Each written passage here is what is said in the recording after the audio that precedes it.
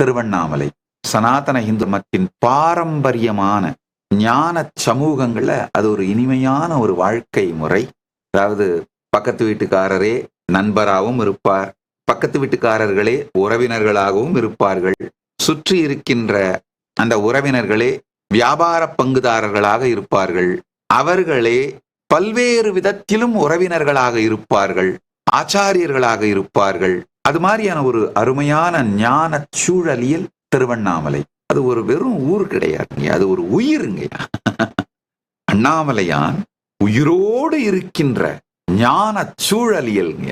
அதாவது மற்ற ஊர்கள் எல்லாம் ஒரு ஞானியை பிரசவிக்கும், ஏதோ ஒரு சித்தரை பிரசவிக்கும். ஆனா அண்ணாமலையான் சம்பிரதாயங்களை உருவாக்கக்கூடிய அவதார புருஷர்களையே தொடர்ந்து பிரசவித்துக் கொண்டிருக்கின்றான். உயிரோடு இருக்கின்ற ஞான சூழலியல் அண்ணாமலையான். அருணாச்சல பரம்பொருள்